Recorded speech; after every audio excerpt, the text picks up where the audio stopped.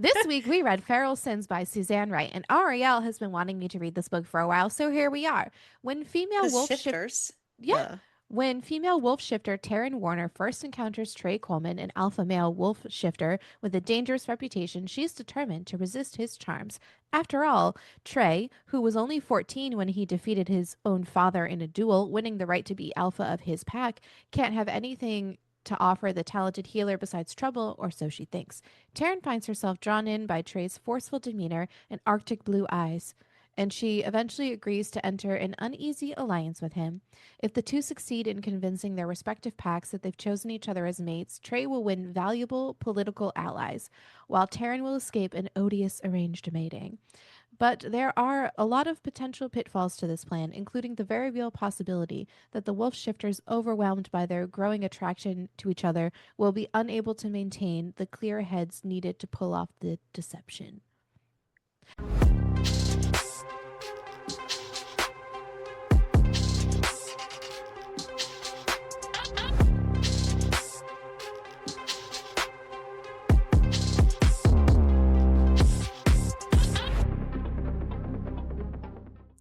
What does your shirt say? Free hugs. Just kidding. Don't touch me. I was like, free hugs. Who are Yeah. you? I don't tend to wear this out of the house anymore because it backfired on an You older man think? who didn't actually read the rest of it, just saw the free hugs part and then yeah, big fucking Are pawed you me. surprised? I thought I was okay because I only wore it to school around children that were going to hug me regardless of whether I said yes or no. So it was kind of a joke of, haha, you know what I mean? You're gonna hug me anyways, even though everyone's understands the concept of that's really not my thing. But they don't fucking give a fuck because they're children and they need hugs, and that's fine. But adults need to not. So needless to say, I don't really wear this anymore. It was I cute and don't funny with blame just the you. kids, but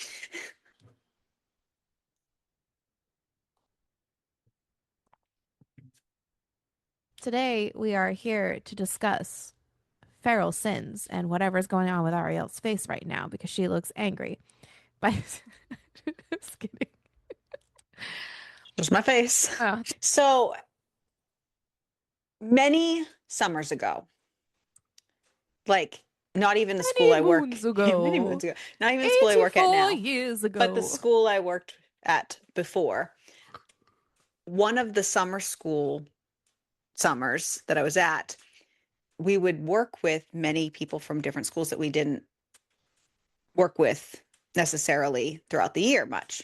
Mm-hmm. And I don't remember what I was reading at the time that brought up this conversation. But there was a little bit of an older woman that wound her way into our little circle at recess of adults that were talking about books. And she was like, well, if you like that or you want something better, you should read these books. This is what I'm reading right now. And I'm like, intrigue. Like, I could go shifter. Like, okay, hold on. And I don't know what happened because I think that was in the end of July. And then by the time school started, I had read the entire series, including all the spinoffs. Because this book has an entire series and then it splits into two different spinoff series. Yeah. It was like crack at the time, and I don't know why, but it was just easy to go through. Yeah.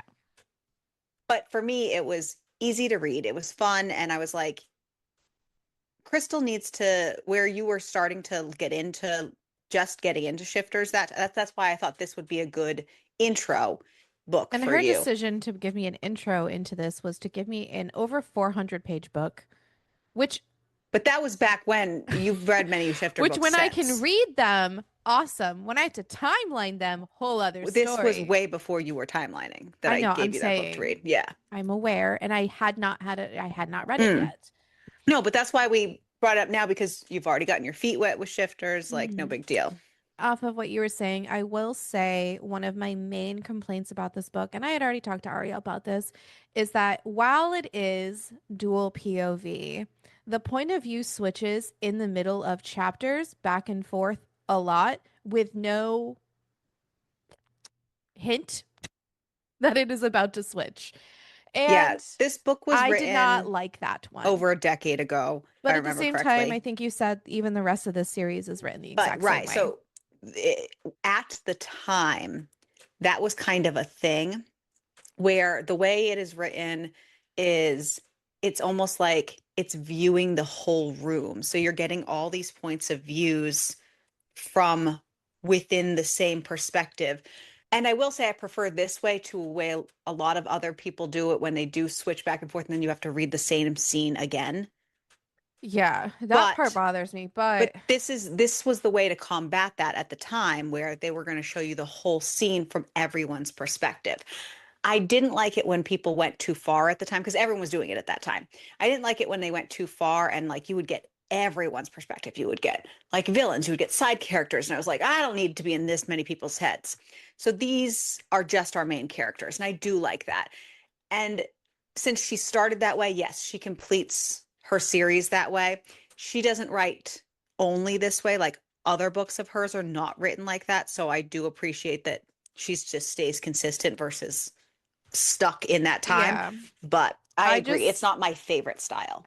and it's only because I need to know who is speaking, especially for me, like with timelining and everything. I just want to make It sure, was like, I'm very evident immediately. They would use names and it was very the sometimes switch it was almost for immediate. you, sometimes Oh, for me, it took, but again, we read differently. So yeah. sometimes for me, it would take me a minute to be like, Gotcha. okay. And I didn't like I that. read a lot of those books at the I time, didn't. so that style is not something I brand new to prefer me. if they're switching, It's a new, fresh start. Yeah. it's either a new chapter or even have a Have the page page break. break. Yeah. Yeah. That Because I've done page breaks where they'll adding like, and I've done adding that mid even just chapter. that mid page break might have been a Yeah. better It would have been easier. flow. That way, just we know that we're switching because it happens mid scene a lot. Yeah. And I'm like, But that was the whole I concept don't of the like time that. so that you see the whole scene from Yeah. everyone's I perspective. can understand that, but I would rather not. It's not my favorite either. But, anyways, so Taryn is waking up. She realizes she is not in her bed. She doesn't even understand what bed she's in, just that she can smell that it's like a wolf shifter, a male wolf shifter. She is currently in a cave. Her inner wolf is alert, but But like a fancy cave. dude, this cave is like She's like, fancy what as the fuck? shit. And we've talked about this another time. I don't think it was recently. I think it was like a year or two ago when there was another book that we read, and it reminded me so much of how this was set up. Yeah. And I was trying to explain it, but I couldn't adequately explain what this system was like. So I'm glad you have that visual now. Yeah. Her inner wolf is alert, but the wolf is not nervous or anxious at all. She's just trying to figure out how the fuck she got here. Did she go out with Shay and somehow end up going home with a guy that she didn't really know? I mean, it kind of seems like the case a little bit. She gets up and That's not takes. like her. No, it's not. She gets up and takes in the view. Below is grass and a huge forest. She is in the middle of nowhere on a cliff. Like some places are built on the outsides of cliff. This is the cliff. That's slightly terrifying to wake up like that, not gonna lie. I would literally scream. Hmm. She goes to open the door, but the door is locked and she can't get out. And she's like trying to like get out and the person on the other side of the door laughs and opens the door and tells her the alpha wants to speak to her and to follow him. She asks, "Where is she?" And the person just says, "All will be revealed shortly." Bitch, absolutely not. You will tell me where I'm in. Where I'm in? That's where I'm I at, do bro. like that she had her like brief moment of like, what the fuck is going on? And then she kind of just like steeled herself and like, nope, ready for battle She kind of she thing. does that a lot, which is Yeah. good. Turns out the alpha in question is Trey Coleman, and now she knows she had not gone there willingly. He was known to have a very bad reputation, but he was also respected, admired, and feared. But that's because there was a rumor that he challenged and almost killed his father when he was 14. There was such a divide within the pack that Trey pretty much was ousted, and now he is the alpha of his own pack. But beneath all the anger around this man, like being around him, her inner wolf wants to rub up against him, though she could concede that he is hot. So now she's thinking maybe she's developing Stockholm syndrome. This bitch has been here for a day. Like half a second, I yeah. know, like, girl. Um, She's just grasping for well, because excuses. all she can think about is banging this dude, but there's no way that her inconvenient attraction to him, like, And she's not usually that instantly like yeah, yeah, she's this, that would be like me waking up somewhere and being like, "Oh my God, all I want to do is bang this person." Right. That's all you know what I mean? I'm like, honestly, at that point, I think that I would get into a fallout shelter because the world is ending. But that's the type of vibe though, Yeah. where it was, yeah, Yeah. But no amount of attraction to him is going to no cause her self-control. to try to react to him, though her body and her wolf really wanted Trey and is a little curious. So, anyways, she wants Trey. Trey, little curious about her because he has been told that she was a latent, but he also didn't sense any fear in her at all, just anger. And he's a little thrown off. He's also getting a He little, expected from a latent wolf that he kidnapped that she'd be this like meek, mild, like and in general, just a bottom woman. of the pack. No, Yeah. he has plenty of strong women around, but as most of the latent wolves that they have in this society tend to be that meek, mild, bottom of the pack, kicked puppy syndrome. Yeah. And he's not getting that from her. No, but he's also getting hard. Yeah. So, Well, because he's got that basic hunger going through him. Taryn wants to know how the hell she got there. He let her know that his beta and head enforcer brought her there a few hours ago. They drugged her at a cafe, and she wants to know what the fucking purpose is. And the purpose to him is Roscoe Weston because he has something that he wants. And now technically he has something that Roscoe wants because she is mated to be with Roscoe. And like is, betrothed, yeah, yeah. not And mated. Definitely not she mated. she has a mate bite from him. Unwanted, so it's Well, not a mate bite. correct. Yeah. It's Yeah. like a forced Right. yes. Just know her dad sucks. So we'll get there. Hmm. Just so Trey lets her know that as soon as Roscoe arrives, she can leave. But he also says that she's not exactly what he expected because Roscoe usually likes airheads and submissives. Taryn tells him that Roscoe wasn't even her true mate because her true mate is dead. He died when they were kids. So that was some drama. Trey's like, well, they've got that in common because he also lost his true mate a long time before he was able to claim her. Trey asks her when this mating ceremony is scheduled for, and all Taryn can think is that there is not going to be one. Roscoe just wants to get it over with because her dad insisted on She there fucking being hates one. this guy.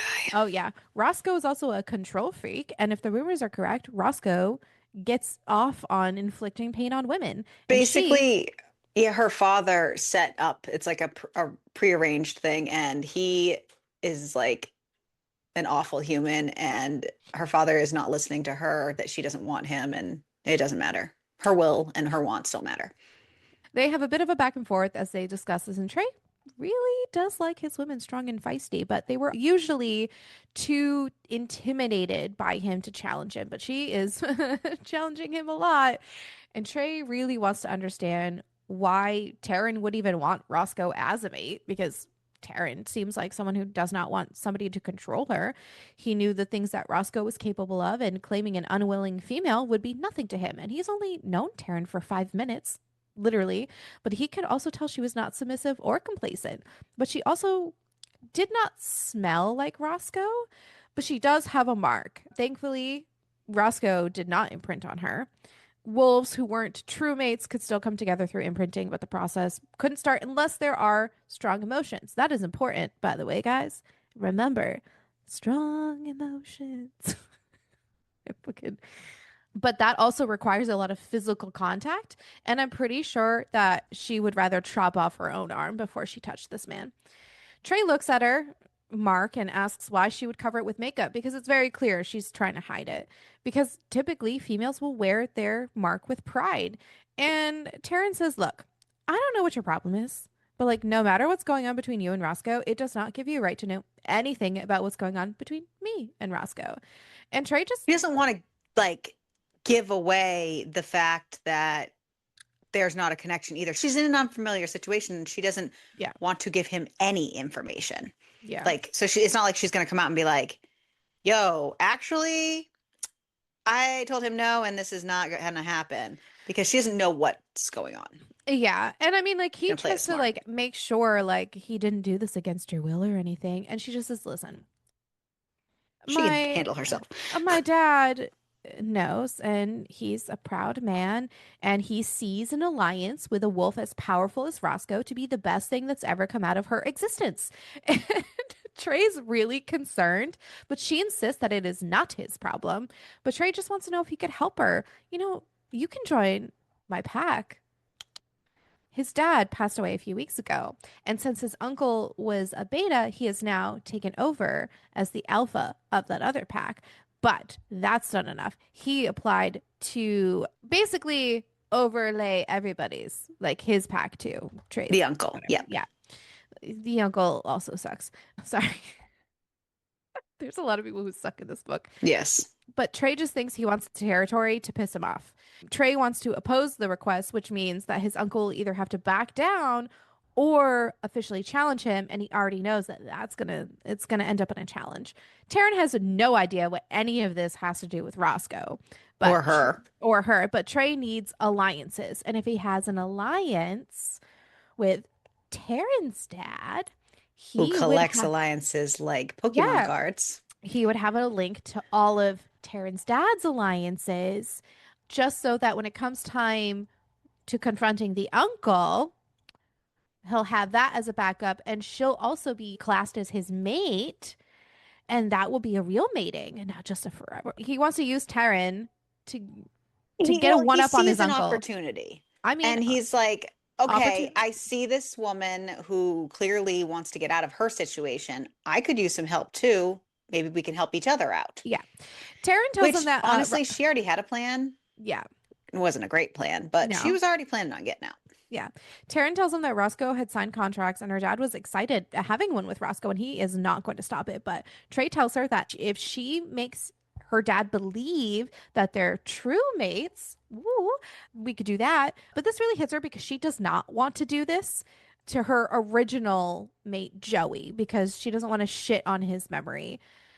Trey insists that his pack will play along if it helps them keep their territory and stops his uncle from taking over the pack. Taryn doesn't even know why she's hesitating, but it's also not super simple because, like, say she even agrees to this deal, she doesn't see how they could even fake a mating bond. It's extremely intimate, and he lets her know that they just need to fake it when anyone outside of the pack is around, but they need to His come whole up with a pack is in plan. on it. It's Yeah, okay. his pack is like, yeah, bro, sounds great. Fabulous. So, well, Plus, not they're everybody. obviously they can smell it, and well, he says Yeah. it, but and Yes. plus, obviously, they can smell it, and Right, right, he right. says that they clearly have an attraction for each other, so it won't be as hard to fake. Yeah. So, their plan, they need to be publicly seen discovering each other For the at first at a time. shifter For club. the very first time. Yep. And they talk through what's going to happen and if he claims her, even temporarily. So that's what they're going to do that weekend. He has a meeting with his uncle and the mediator on Saturday afternoon. So he's just going to meet her at the club on Friday, make this happen, and blah, blah, blah. By the time Taryn finally makes it home, her dad is fucking livid and wants to know where the fuck she was and that Roscoe is going to be there soon and she needs to change. She makes it very clear that she does not like Roscoe and that this will make her miserable. Her dad doesn't care at all. They have dinner with Roscoe, and it's interesting because, like, Roscoe seems like he wants to come across as a nice guy, but do not be fooled by this man because he Mm-mm. really sucks. Yeah, he's one of those very clear, like typical cliched, like domestic violence like Yes. husbands where he charms everyone around him like, oh, he couldn't But then possibly beats do, his but wife. then right. Yeah. Yeah, he also tries to He's exert. only mean to her in Yes. private and yeah. Yeah, he tries to exert ownership over her, and it's hard Hmm. for her because her wolf really wants to come out and stop it, but it can't. Right. And Roscoe even pointed out that she needs to stop trying to fight him because he is the dominant one. And she just says, And he just can't no. wait to She's just like, put her in her place. and And she he just, just his goes, favorite thing like, is breaking. yeah, but she's so funny because she's like, I don't want to mate with you. I'd rather have a porcupine brutally shoved up my ass. And I was like, that's so funny. And she doesn't accept the claim. She's really trying to get out of this and she's I love when she insisting. puts him Oh, on the yeah. ground Yeah. She's insisting she is not submissive, but he wants to force her into submission because at the end, he thinks that she'll crave his dominance. And she just calls him delusional. And she just needs to remind herself that in her brain that there's 4 more days and then she gets to meet with Trey and she can get herself out of this. But of course, her dad or Roscoe or both thought that she was going to be a flight risk. So they had someone watch well, her after for she this. put him on his ass at the dinner. Her dad was a little concerned. I mean, I get it. Yeah. So every single move that she has and constant surveillance is like really making it hard for her. While she's in the house, she's just trying to hunt down her uncle's address because that's her backup plan. Because as much as she does not want to seek refuge with them, she hopes to contact at some point if Trey's plan falls through. She's prepared to drive all the way to her uncle's house because honestly, like, she cannot be with fucking Roscoe. And It should be yeah, noted that she doesn't really remember much about her uncle, just that she knows she has one and that he's estranged from her father. yeah, yeah. So not knowing if she's going to be able to come back after meeting everything, she packs a bag, passport, all this other shit. But she also needs to figure out how to get fucking away from this person following her everywhere. Thankfully, after like a couple of days, this man becomes a little less vigilant, so she's able to stash her Because she's so bag. boring and she just I know, right? Finally, Friday morning comes, and it feels like she's like, it's been 2 weeks, but it's only been 4 days. She made sure not to do anything out of the ordinary, and she thankfully doesn't get any suspicion cast on her.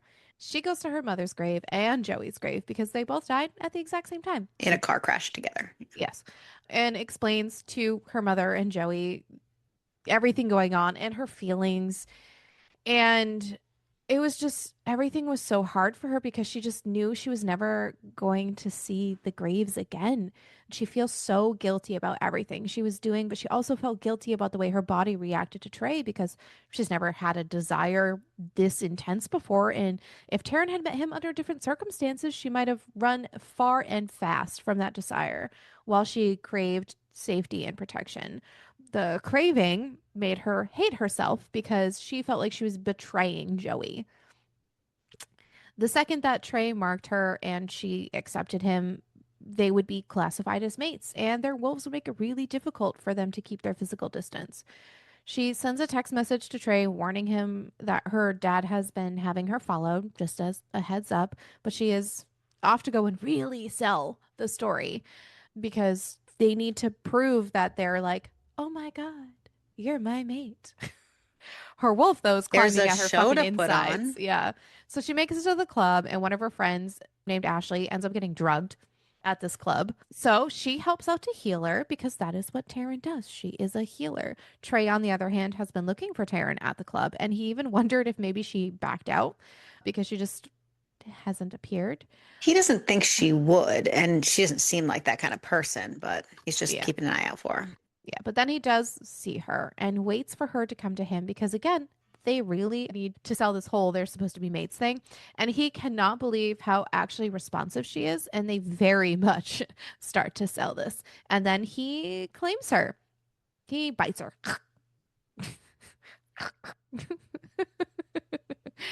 And as soon as that They happens, put on quite the show. yeah, he censors her through the pack link, and now she is his to protect as his mate and part of the pack. Taryn looks like she is surprised at this mating, but she's actually genuinely surprised because she never expected Trey to pull this kind of a reaction out of her because she was like super fucking into this. But thankfully, everyone around her will definitely take it as a surprise that she found her actual mate because she did this in front of other people from her pack. So they needed witnesses to be convincing. The other people, by the way, not thrilled about this at all.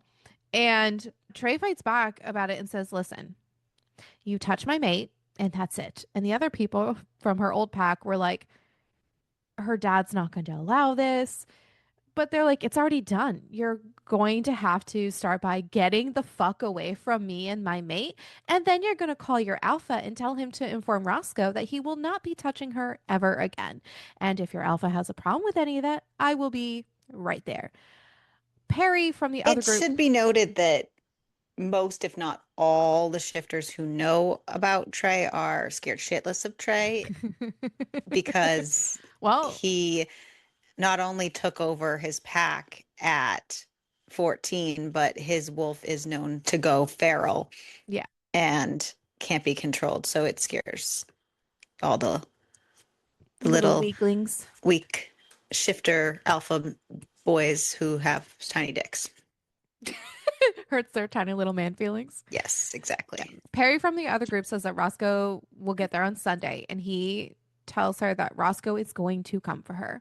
Trey just laughs, saying he hopes that he does. And Tara knows that her dad is going to lose his shit. But she's kind of thrilled about this because by now he will have felt the disconnection from the pack. Trey lets her know that she's going to have to openly also claim him to be her true mate. And is she going to be able to do that? And Taryn says she will. He asks about her wolf, and she says that her wolf unfortunately likes him. But A she is little too also much. impressed by his level of dominance, and she's not intimidated. She thinks that he is strong enough to take her on, and she does not like weaklings because She doesn't like the tiny baby man dick feelings. no, nobody who No. does. Yeah, his wolf currently wants to complete the claiming, and he says that when he fucks her, the only talking that she'll be doing is begging him to let her come. But Taryn really puts him back in his place and says, I am so not sure that you know what to do with a woman who will bite you and scratch you.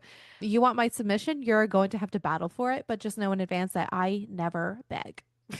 He's like pleasantly surprised being a He's key like word, really, I that think that like all of this is just she like turns him on so much more. He goes, is ooh, I like that. an actual like Alpha. alpha enough to stand up to his alpha, because a lot of times even the alpha females Become submissive for their man. are submissive enough to the alpha Yeah. males, right? Even though but not all of them, but enough of them that in his experience, especially his wolf, because Yeah. he just has those vibes, but not Terrence. Terrence, like, fuck you. And it's that and the I love fact Terrence. that her wolf is latent as well. So like she's like really Right. she's very Chomping at alpha-y. the bit. Yeah. But then her friend Shay comes up to her and wants to talk to her after Trey covers Roscoe's mark because he's like, No. Boop. Bye-bye. Over that we go. But then all of a sudden, even though Shay wants to talk to her, guess who arrives? Taryn's dad. And she declares to him that she found her mate. He is pissed, and everyone around them tells him like, well, we saw what happened. It's just true mates finding each other. But Lance, which is her dad, does not agree with any of this, and that she's just doing this to spite him. And there is no way that Everything's this is about her him. true mate because she wouldn't even talk and barely ate and never left the house when Joey died. And there's no way she can even mate with him. She's already mated with Roscoe. But they do make a good point that if it had been a true mating, then Trey would not have been able to claim her. So she is going to go home with the other pack. And then her dad and two dudes get really pissed about this. And Lance just gets really mean because this man has just such a fragile fucking ego. But he tells Taryn that when she finally realizes that Trey is just using her, she is not welcome He took back to it his way pack. too seriously that he was not I, able to have a male heir, and then his only heir was latent. He yeah, just like took that to as like the if his next dick fucking shriveled level. up, Yeah, it's just crazy. They, equating a lot to his dick, but true facts. I mean, this whole thing is about small dick to men, I guess. Yeah. So they all leave and they head back to their territory. And Taryn kind of makes herself at home. She checks her phone, she gets a lot of text messages, and she does get welcomed to the pack by Dante. And she just says, like, oh, well, you're not gonna say that when Roscoe appears because they're like welcoming her. And she goes, Yeah, when that man shows up, you're not gonna be happy that I'm actually fucking here. But they are actually looking forward to that whole situation. Trey asks why enforcers were following her around. She just said she was not very nice, and they considered her a flight risk when Roscoe came to visit. One of the other guys asks if Lance is going to keep fighting this, but Darren says he's going to be mad, but he'll be worried that Trey will defeat him and make him look weak, and that it's possible that her dad will now start to think about an alliance between the two of them because he's an opportunist. Duh. He can't control his daughter, so might as well make an alliance. And now they have to prepare for the fact She that, has to be useful in some way to him. yeah, and now they got to prepare for the fact that Roscoe's going to probably just show up because he's going to be pissed. And then we get introduced to Greta. And His honestly, property, duh. yeah, Greta, fucking funny. I love this woman for no reason. No She reason. is mean. Oh, she is so mean. She is I so kind of, mean. I love their all bickering these back and forth. books, it was a missed opportunity for me not to have like a prequel of like Greta and like Yeah, getting that whole her situ yeah, backstory yeah. because I feel like she would have been a feisty read. Oh, for sure. Because Uh, we eventually get like all yeah. kinds of the pack members and different things, but we don't get. Yeah. And honestly, yeah, I love how they bicker back and forth. And she makes it really well known how she does not like Taryn. She also calls her a hussy a lot, a bunch of other names as well. It's just so funny. But Taryn's going to stay in Trey's room. She's going to shower. And she realizes in the shower that it's well known. She's Greta is Trey's grandmother. Yes. So mates find it very uncomfortable to be apart for the first few months. And she's curious if that's going to apply to her and Trey or if they'd be spared from it because they're not actually true mates. But as soon as she steps out of the shower in a towel, Trey is staring at her basically like she is dinner. And he tells her to lose the towel. And they have a fight for dominance as he starts to go at her. Not like fighting her, he's trying to fuck her. And he's just all over But her. she's going to make him work. She's going to make him Oh, absolutely. work for it. Yeah, he starts to finger her, and it really, again, is a battle for dominance because he's trying to make it clear to her that he's gonna fuck her and that her body belongs to him. And They do she fuck, but wants it, but she she does, also but she wants wants him him to. to work for it. Yeah, they do And fuck, by the way. prove his alpha-ness and his Yeah, to ability try to to dominate overtake her. her Yeah, alphaness. Yeah, exactly. they fuck really hard because it's two alphas fucking each other, and he definitely tries to get her to say she is his while they're fucking, and she does eventually give in. Eventually, it takes a while, and she goes, "No, fuck you." There's a lot of name calling while they're doing that. I love like the the pack afterwards because they can hear everything. Oh Like, yeah. oh, you have quite the vocabulary. Yeah, she does eventually. She wakes up the next morning, gets dressed, heads back to the kitchen, and sees five people just staring at her. Obviously. And she's like covered in head to toe with like bite marks and scratches and like Yeah. Yeah. Obviously, word has gotten out about Trey bringing her there and that this moment was going to be pivotal. Her stay was not going to be pleasant, especially being Lance Warner's daughter. It would be enough for people to give her a hard time. But then obviously, the mating of Trey, she lets everybody know she is not a morning person. But a girl named Grace introduces herself and she's like, "Hey, I cook, I clean, and I say shit a lot." And honestly, they become the best of friends, and I really like that. love And I love Grace, yeah. this for them. It is also made very clear that Trey made it well known that she is his, not only, as Ariel said, because of all the marks, but they were really, really loud. Brett asks about her being latent, and Taryn explains that her wolf isn't buried. She's very much aware and very much a pain in the ass. Lydia says it's nice to have another female because there are three others. They just don't really count, which is so funny. Selma and Hope are your typical, like, walking tributes to Barbie, and Greta's horrid. And she thinks that she rules the place because Greta is the alpha's grandmother and she bosses all the females around. There's obviously some disapproval by some of the people about her being there, but she definitely does not back down at all. It was also made known to her that Trey never marks his women. And they're just kind of enjoying how the tables have turned with him. Trey had not been pleased when he woke up and found himself alone. He had hoped that he could taste her this morning because oral sex had been out of the question last night. But whatever. He gets teased about everything. But one person does not like this at all, and his name is Kirk. And he just hates that he fucked Warner, so no one apparently really likes her. Then in walks the stupid bitch named Selma, who Trey slept with all of once, and she's upset about him mating with Taryn because she always thought that the two of them would mate.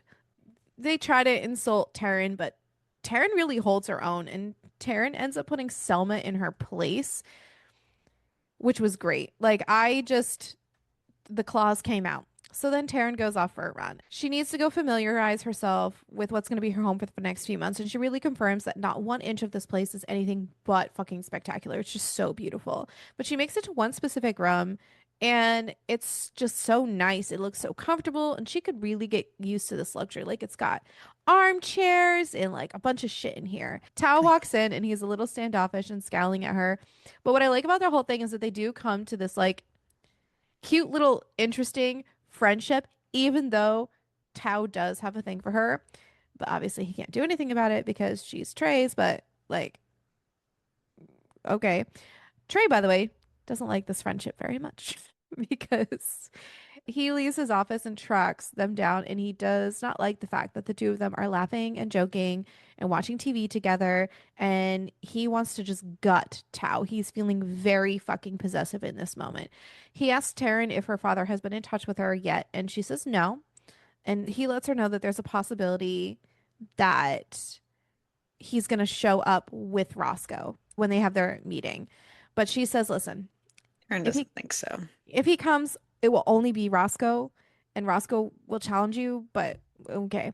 But they head out. So they're meeting up with Trey's uncle with a mediator just to like try to solve everything because Yeah, it's Trey's uncle, required by shifter law that whenever someone like challenges for territory that they have to do mediation first. yeah, and the uncle wants him to join the pack, but he wants to stay the alpha. Trey does not want to do any of this because his uncle's the one who was with his dad when he fucking banished Trey, and he doesn't even fucking care if Trey lives or dies. Trey doesn't want to do any of this. So if they don't come to an agreement, they're going to have a challenge. And so Trey's like, fine, fuck it. Challenge it is, bitch. Dean, who's the mediator, says, okay. So 12 weeks have to go by before either of you can act on that challenge. And Daryl says, okay, but within that time, if my Apparently, statistically, so many people drop it by just cooling off, and right, yeah, which kind of makes sense. it does. It kind of gives like a thinking period Hmm, before you make it's just to like help not make rash decisions. yeah, So, especially if your wolf is just like, brr. yeah, they really think that Trey's going to break that anyways. But whatever, if he's not going to agree to unite, then the challenge will go through. Trey, by the way, does not want to fucking join this pack at all. So they just want to stay separate. That meeting goes meh. Once again, Greta, back at the house, keeps telling Taryn how much she does not like her and how much of like a hussy she is. That is her favorite word, by the way. And she wants her out and she refuses to accept her as part of the pack. Everyone is trying to convince Greta like she's not going anywhere. But Taryn can really hold her own against this woman. And again, I love that. But her alpha energy really turns Trey on in this moment because duh. And he brings her to the bedroom and fucks her. And again, they have more back and forth while they're in the bedroom of trying to establish who is King Alpha in this bedroom. Trey really tries to dominate over her, but once she comes, he heads into the bathroom, gets cleaned up, and his phone starts ringing and comes out and answers the call. Apparently, Roscoe is there. And he assures Taryn that Roscoe is not taking her and he wants her to wait there. She's like, absolutely fucking no. I am not going to sit here. And she's being very, very stubborn. Eventually, he does cave and tells her she's just not allowed to interfere because there will probably be wolf against wolf battle. Rah. And sure enough, here comes stupid Roscoe, and he's a dick. And he's trying to get her to go with him. And he has words for Trey, like saying, oh my God, you kidnapped my mate, and that she wears his mark. But Trey is like, no, bitch, I It's obviously covered not that your shit. mate if I was able to mate with her. Yeah. So they're going to battle it out instead. And Roscoe is really wanting her because what male wouldn't want to be able to turn his dominant female into a gorgeously submissive slave of vomit? And Trey tells her to fucking stand back because these men are going to battle to the death, which they do, by the way. And he destroys Roscoe and kills him. Oh, God. Yo. But he's also feral and he needs to calm down. Taryn does eventually manage to get him to calm down, which is crazy because no one usually can. But she also needs to heal him from his wounds, and she cannot do that while he is like this. So she turns to the other men who are part of Roscoe's group and asks, who the fuck is the alpha now? Because not a single one of them even cares that their own alpha is dead. And that gives me a reminder of like another book we read. And I don't remember what one it was because I think that everything blends fucking together at this point. I don't remember what it I'm is not, I unless don't, I'm losing my mind, which is or maybe entirely it was one possible. you read. Who the fuck knows, probably. But Maybe. she just wants to know who to talk to when she asks if they should be expecting retaliation. One ends up stepping forward and lets her know, no, there's no We're good. we're good. They didn't even agree with him going there in the first place. They actually wanted an alliance. So she is going to establish that alliance because she is currently the only alpha right now. It'll just be temporary, verbal one until, Trey comes to. Cujo over here has calmed Yeah, down. yeah. It'll expire in 30 days if they do not contact them to lay out the details. So they all agree and they leave. And she gets him to come down, shifts back into human, and she heals him. But he does not like how much this takes out of her and tells her she's not allowed to use that And gift he's ever kind of again. scared that she went after him as feral and that his wolf responded to her Yeah. wolf. Yeah. He gets this like little pain in his chest and he decides he's gonna go take a shower. Yeah, so you said he felt such fear for this. He's not like this typically. They behave like rabid animals and he'll attack anybody, but he would not attack her because his wolf instantly recognized her. This not good, especially when they don't want to imprint on each other, and this could really make that happen. And if they're going to be separating, like that's not imprinting is not what they want. This is only temporary. And he knows what happens when mates are not with each other because after his dad banished Trey, his mom who had been like submissible to the dad for the long time decided to go after Trey and they were separated for so long and she became rogue and Trey had to kill her because she was separated from her mate for too long and he does not want to have to go through any of that again. So as long as he and Taryn do not imprint, there is no risk. Yeah, he's So that worried that sucks. this means that their connection is growing and that Really scares him. strong and Yeah. it's not good. And like yeah, It it's was never just supposed to be like that. This is a temporary no because he situation. mhm. Yeah, so all of this is not great. So you know what he's decided is the best course of action? No sex. He's going to back off and avoid Like, her like a bro, tiny little man baby. yeah, so Taryn wakes up after her nap and everybody No is trying to take communication, of course. no, no, why would we communicate? That sounds like It's cray cray. communication. What's that? So everyone is trying to take care of her because she is the alpha female and everyone is trying to help her because she did all this. So she showers and changes and she shows them what Pack Web is, which is basically the social networking for packs. It's kind of like a Facebook and Twitter all in one, and you're connected to all the different packs. It's kind of actually a really nifty system so that like you can form alliances. You don't have to like show up to people's places and like risk, dying.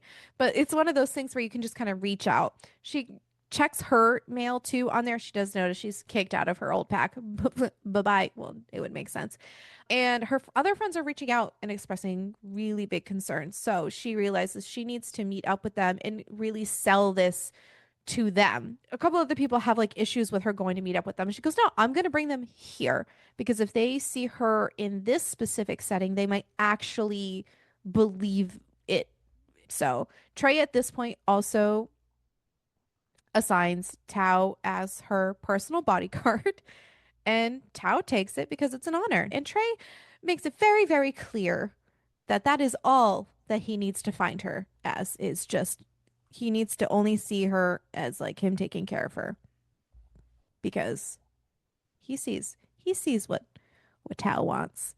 We all see what Tao wants. Also, They're growing close. They're with each other 24/7. Well, not yeah, 24/7, but when she's out of her room. yeah. Dante comes up and lets him know that he should go see what her and Rhett set up on the computer.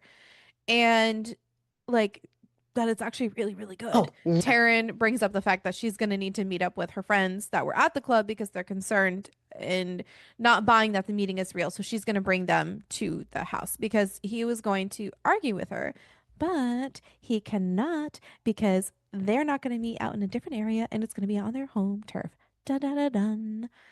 She is thinking, and everyone's concerned mostly about her. But Taryn can really sense that something is super off with Trey ever since she healed him. He hasn't touched her, he hasn't gotten near her, and is just avoiding her. She's like, maybe he doesn't like women who challenge his dominance. It's just upsetting for her. And even when they sleep together, like they're not having sex. He just rolls away from her and doesn't even cuddle her, which would make me really fucking angry, by the way. And every time Trey enters a room, like their wolves are attracted to each other, but like he will not do anything.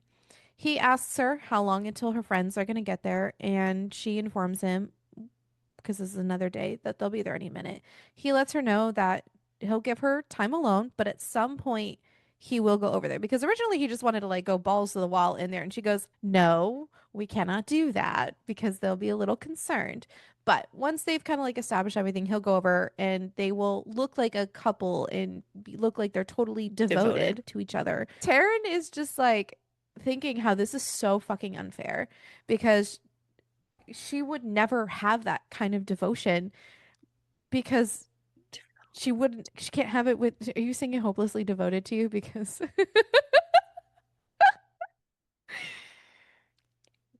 because she can't have it with Joey. And now she's about to commit fucking blasphemy again and claim that the one person created for her had never been her true mate. But her friends appear and they do end up fucking selling it that they are true mates. Also, by the way, Taryn has a pet raven. It's kind of like Kind a of. it's like a kind of stand-in for Joey, Well, in my opinion. it, It is. she always has had a thing with birds where they've kind of flocked to her, and now she has it happening again in this new place that she's at. And there's one in particular that seeks her out the most, She calls it LJ. and she's named him. Yeah. Every time she's outside and doing things, he comes poking around to see what's up. Yep. So it's not really her Um, pet. He lives outside and has his own life. But yeah, she kind of has named him and it's so cute. yeah. But she reassures her friends that like Joey meant so much to her and the bond that they had does not mean any less. And it's not that Trey replaced him because Trey has his own place. And honestly, she was happy. Everybody treats her nicely, minus Greta, Kirk, Brock, and Selma. Those four people. And sometimes when Selma gets her bestie like to forcefully do whatever she Yeah, wants. but Yeah. her bestie When she's on her own, is not she's very on Selma's manipulative. level. Yeah. These other four, though. But she gets along with quite a few other people. The only thing that's really bothering her is Trey's withdrawal. Like, she even considered moving into one of the guest houses, but she kind of assumed that if she increased the distance, it would only make her wolf worse. But she just needs to remind herself that this will be over in 10 weeks. And she might even be able to make a switch to her uncle's pack. After everything with her friends, Tao and Taryn go out for pizza and bond as friends. Do you want to know who doesn't like this? Trey, because he finds out about it and he is pissed and asks why nobody stopped them from going. And when they get back, he asks her what the fuck did she think she was thinking leaving like the territory. And he's going on and she just stares at him and goes, "Oh, I'm sorry. I was just picturing a gag in your mouth." Like because he's just on and she doesn't give a shit. But he's just being so overprotective and she's like, I'm not going to be like, "Oh my God, pretty please." I'm not going to say, "Pretty please, master, can I leave the No, we're not doing that shit. So there's just a lot of back and forth between the two of them and they kind of get into a rhythm. But then someone ends up interrupting them because something happens to her car. Someone painted "Go home, Warner slut" on her car. And no one knows who did it. Somebody clearly does not want her there. Everyone in the pack gets talked to, but nobody admits to it. And, Taryn's convinced that Selma had something to do with it, but Kirk and Hope is her friend, gave her an alibi. No one's throwing anybody under the bus. They're just protecting each other. It's very annoying. Trey still doesn't speak to her or touch her throughout dinner, and she just resigned herself to how this was gonna go. But like everything's just getting worse because her wolf's hunger just wants the contact with her mate, and it's really fucking annoying her that Trey does not appear to be going through the exact same thing she is, and she was at the risk of exploding. And then the He is. Anna, He's just hiding in his office. he's just being a little man fucking baby, like annoyingly. But then the anniversary of her mom's birthday He's happens, trying and to protect them in the end. He's just going about it dumb with no he's communication. being a dumb boy. Like, Yeah. but the anniversary of her mom's birthday happens, and she just turns catatonic, and she's not talking to anybody, and just She's she's not used to there. having that many people around either No, yeah, that actually are in her face. she's just not functioning, and the pack starts asking Trey what the fuck he did to her, and they fucking go in on him. And it's so funny how protective they are of being over her. And they're like, you don't talk to her, you don't bother with her. Like, I know this is supposed to be temporary, but you're fucking avoiding her. And yo, get your shit together. So he goes to look for her and he sees that just like she's not there. The fire in her eyes is just so gone. And he's trying to check in on her, and she's thinking, why the fuck does he want to speak to me now? He's the last person who needs to be around. So she shuts him out. And she knows that her way of grieving is not normal, but having Trey around her is just threatening her stability. And she tells him to back off, but he just wants to know what's wrong with her. And she says, listen, just fucking stay away from me. That is literally all I'm She asking just you to wants some do. space Yeah. today of all days. She's like, if it's you do it every single day, please leave me the fucking Right, right. alone. You have no problem giving the space any other day. Just Yeah, fucking and A. Trey's like, "Listen, you're my mate. You don't get to shut me out." And she goes, "Excuse the fuck Pot, out of me. kettle. What? Get out of here." And she finally just yells like, "Leave me the fuck alone." And she goes for a run and she heads down to the river and she just takes a deep calming breath and the crow comes down and she just starts speaking to the crow as if she is speaking to Joey. And then she hears a noise in the distance and she goes, great, they weren't actually leaving me the fuck alone. And then she basically loses them. Trey, feeling really bad about all this, Tao appears and says that he can't find Taryn. And they go look for her. And then they realize, no, this bitch was actually sending us on like a wild fucking goose chase and she's still in the house. So he goes to check in on her and she's curled up on her bed, asleep, tears dried on her cheeks, and she's cuddling a shoebox. And he realizes that it is her mother's birthday. And he just feels so bad because she felt like she couldn't even go to him. And like a dickhole, he didn't even give her the space that she needed. You know, she did not deserve all this cold shoulder, especially when she had been so loyal. Although, you know, Roscoe was dead and she didn't need to be there anymore, she still fulfilled the end of her deal. And he really does wish that she was his true mate, even though that made him an absolute asshole as far as his actual true mate. And then we learn about his original one. Her name was Summer, but she had only been a baby and he was scared because he was 14 at the time. But 2 months later, she fell asleep in her cradle and didn't wake up. And it makes him feel like a horrible human because he never even felt any pull towards her or anything. Yeah. It was her mother that told him that they were mates. So he feels like he He feels must not bad. have the ability to love, and Yeah. if even he couldn't even recognize his own true mate. Yeah. So he puts her shoebox on the floor and lays down behind her and curls up. And Taryn wakes up because she's hungry. Trey apologizes for her mom and tells her, look, like I realized I have been a prick. It's going to stop. I shouldn't have kept my distance. Taryn's like, look, we don't want to imprint. I get it. But he tells her, like, we can still have fun. She's like, excuse me? I mean, you know, he's going to apologize to her, by the way, by eating her out. He's like, it's not a thing where you need to reciprocate. This is my apologies to you. So that's what he does. And then he fingers her and then makes her admit that she will not take any other cock, not even a vibrator, except for his. When they're done, he asks to talk about her mom and he learns a little bit about them and also how much of an asshole her dad is.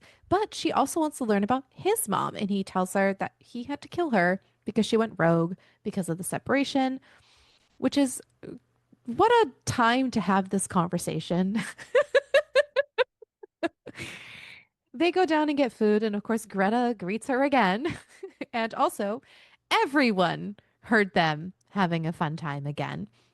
And Rhett informs them that a lot of alphas are actually interested in discussing an alliance, even Taryn's dad. But he wants to set up a meeting to discuss it in person. Of course, Kirk and Now that Sel. she helped them set up the web thing, they're getting people Yes. that were too afraid to contact them in person or didn't know how, they're contacting through the web. Yeah. I mean, it's good though, but No, absolutely. Kirk and Selma don't like this. They're trying to reassure him that he does not need Taryn's dad. And even Taryn says, like, the whole point of this was to get an alliance with her dad. And she can't let the fact that he's an asshole get in the way of these plans. Trey feels like if he does have an alliance, he's going to feel disloyal because her dad's a piece of shit. Right. So now he's And torn. Does he really want what he truly wanted to begin with, or does that go against his loyalties now to Taryn? yeah, Kirk is really upset about this, and his dad Brock is trying to calm him down, and he says he doesn't support this. He doesn't think that they'll get anything out of her being there, but they don't question the alpha, so they're gonna set up a meeting. And Taryn even tells them, like, I'm coming. I'm gonna ignore every single word that you say right now, and I'm gonna fully intend to be there because we need to be there as an alpha pair. An alpha pair would go together to meet another alpha.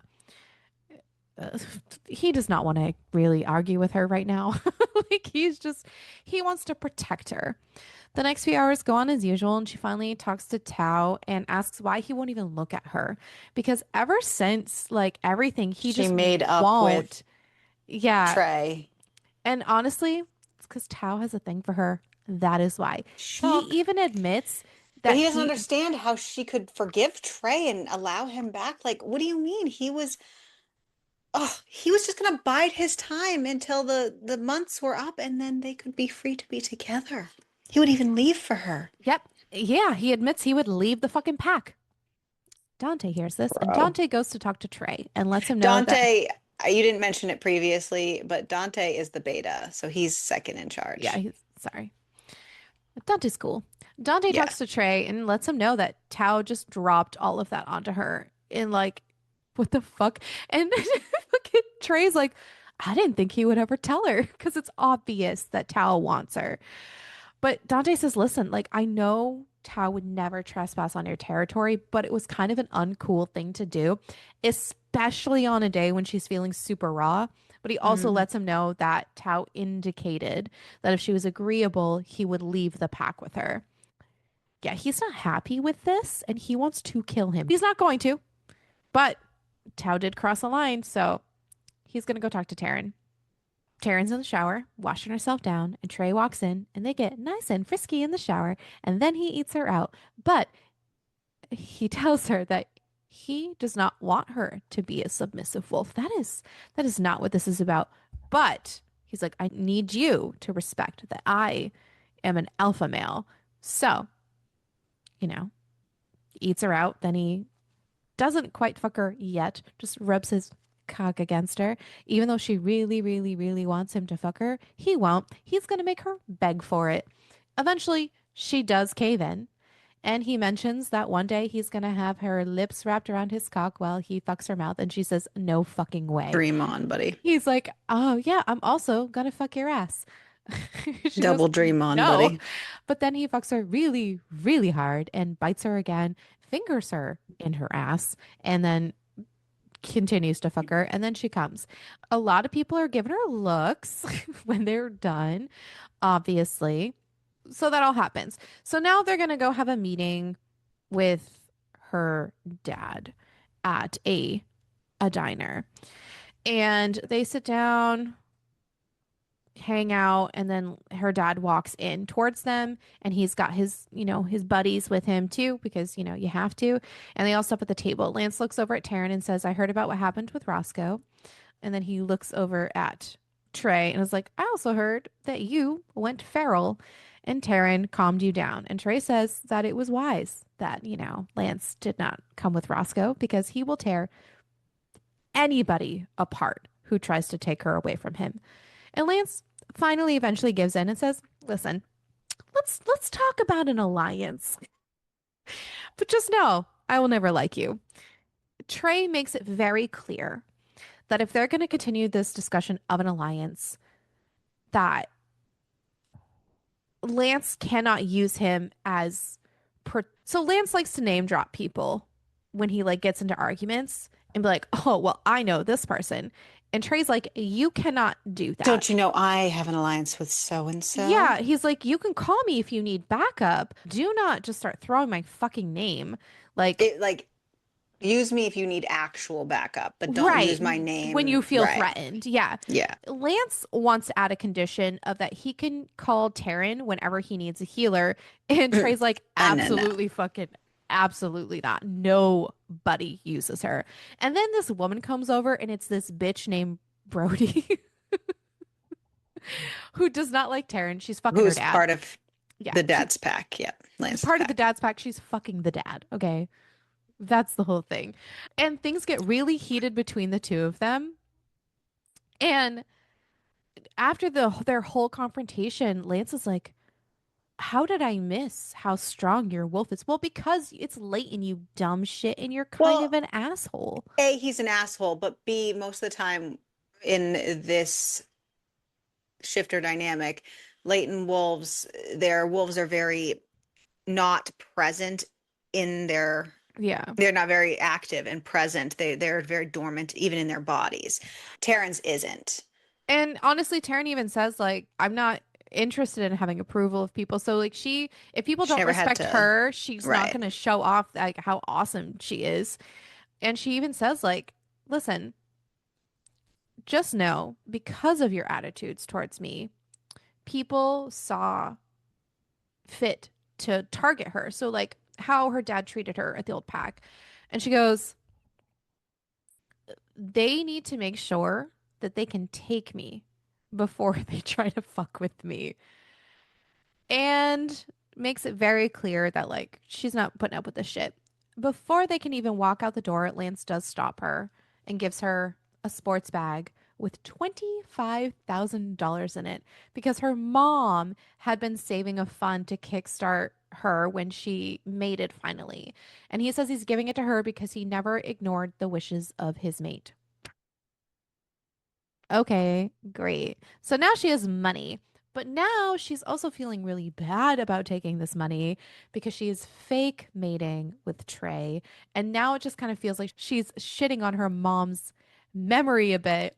And Trey's trying to reassure her, like, this is real. She goes, "Look, I know we just, Your this, your mom I wouldn't want you feel to be bad." desolate and alone and unhappy your whole life just Yeah. because a kid died in a car crash when you were little. Yeah. He is thankfully trying to very much reassure her. And I do like that he's started to do that, until he does stupid boy things.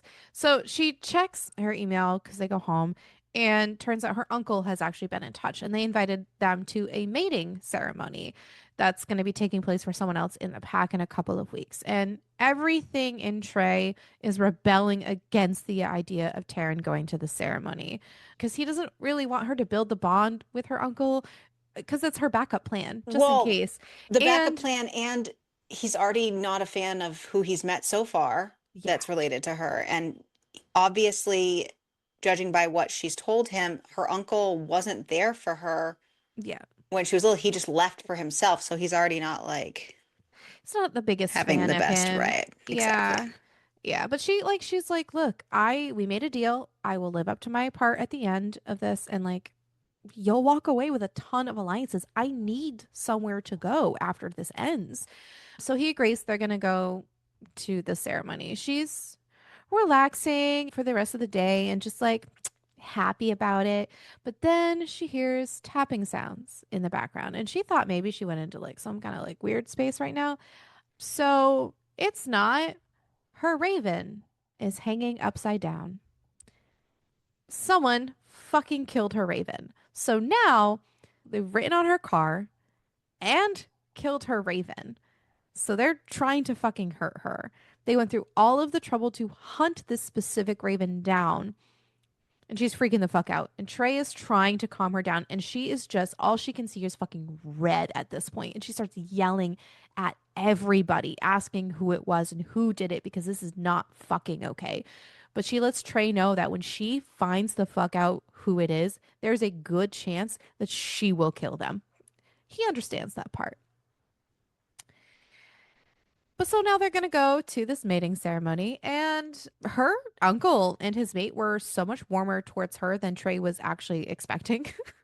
Though the pack alpha was way better. Yeah, I didn't like the uncle very much, but I No, have my own thoughts. I didn't either. So, yeah, all of this is happening, but he's also trying to, like, because he feels that I don't want her to go, he's trying to convince himself that, like, it's like the wolf wants her to stay, not the man. The man doesn't want her to stay, the wolf does. But everything with this mating ritual goes really well. The uncle gets convinced, mostly, that they are really true mates to each other, and they start to get a little touchy feely. And it was a beautiful ceremony. Her uncle comes up to Trey and tells him, "You seem very fond of my niece and you're possessive of her, but I'm not buying the true mate thing, nor am I buying that you mated with her because you care for her. Caring and being fond and wanting are very different fucking things." Trey does not like this man. And honestly, the uncle gave me super like creepy, I want to fuck my niece vibes. I didn't get that, but he was definitely not a fan. I did like the alpha of Yeah. that. And just judging by our conversation in the beginning, I don't think you're going to be continuing, but the alpha does have his own story. Oh, okay. And it's not for a little while. His is, I think, the beginning of the spin-off of one of them, and it's to Shayla, I think. Okay. So Trey even calls him out, like, where the fuck were you when she was growing up? Like, you can't just act protective now. But Dawn says, like, I know I wasn't there for her, but I will be there from now on. And then talks to Taryn, insults Trey, and then fucking Taryn snaps at him and like tells him back the fuck off. Like, you're not gonna sit here and insult my mate. What the fuck? And they're just gonna head home. And it really just hits Trey. This is annoying because Taryn defended him. No other female other than his mother or Greta has ever defended him. And not only did she do this, but she chose him over her uncle, and that made him mad because it meant something to him that it shouldn't have meant. Dante ends up slapping a little bit of sense into him, letting him know, like, yeah, like you are kind of like bad for her. Like, you can't give her the things that a female wants, but because this mating thing is temporary, but like you could also just ask her to stay for good because the two of you are fucking good together. And Trey says, like, listen, I'll admit I like her, but like it wouldn't have mattered. This is just all about a deal. Taryn her overhears this conversation, which honestly sucks when you overhear a conversation about someone saying that basically you feel this person is just a deal to you. Because you know what she realizes in this moment? That she loves Trey. And the realization hits her, and this is horrible because how could she love a guy who basically she was a face to fuck, like faceless person? But the conversation stops and she realizes that they can sense her there. And she comes in all nonchalant like and just says, look, just came to see if Trey had stopped being a little whiny bitch, basically. And so I'm just going to leave him to sulk some more. Trey's trying to apologize for what he said. And she says, it doesn't matter. And Dante calls him out that, well, you fucked it up. And for the rest of the day, Taryn just keeps to herself. And she thinks it's kind of dumb that she originally thought if she only just had some time physically away from him, she could like build up her walls. But she realizes like she needs more space. Like she can't lay next to him, knowing that like he'll snuggle into her because that's what they do at night is they snuggle. She is very uneasy around him. He, by the way, now, after all of this, does not like how all of the other males are currently looking at him, trying to warn him away from his mate as he stares down at her little sleeping form. He, They are taking her side. yeah, as they should, because this man is dumb. Ugh, stupid idiot. So, but he promises himself like he is going to fix this. Like he does not think that he broke something that can't be fixed. So he scoops her up from where she's sleeping and brings her to the bedroom and cuddles her and whispers that he is so sorry and he realizes he messed up and he hurt her. But he is still her mate and she needs to know that he is sorry.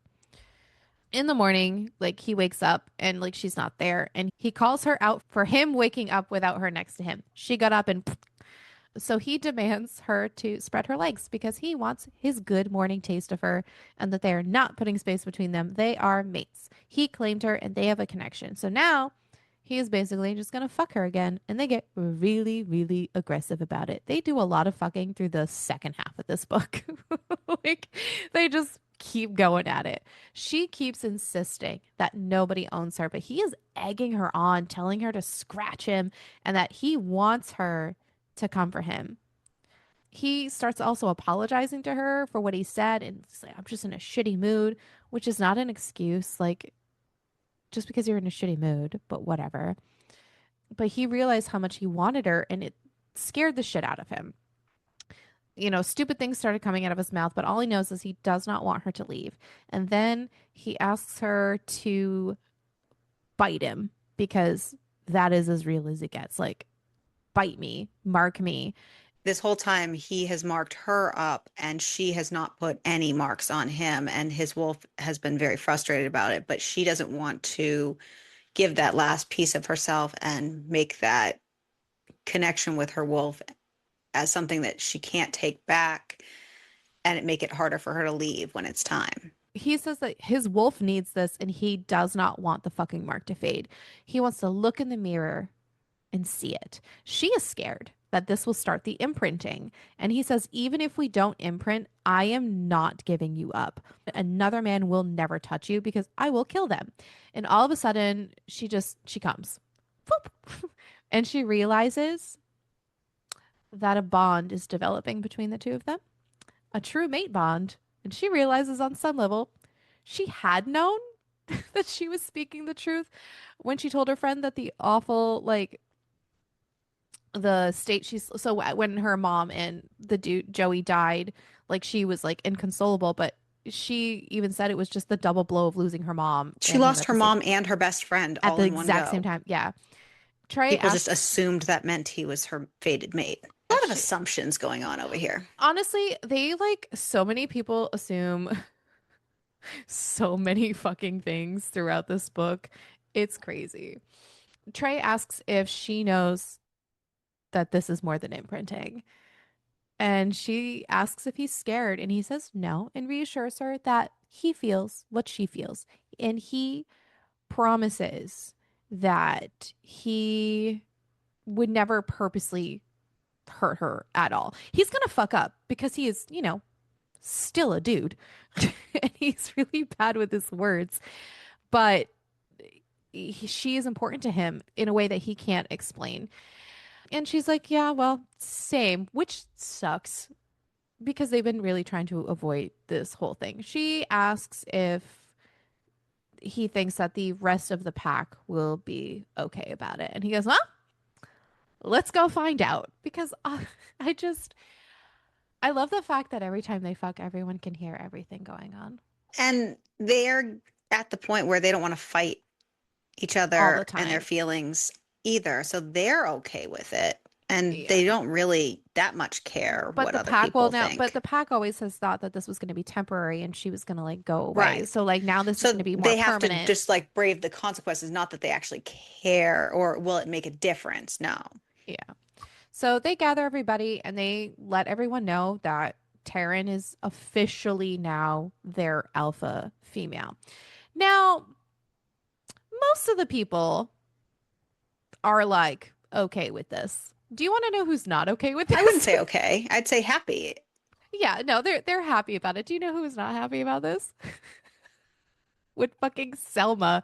It's like, God fucking no, she doesn't say God fucking damn it. She goes, tell me this is a fucking joke. Her and Kirk Say are not. it isn't Yeah. so. Kirk are not okay. Kirk's not okay with this.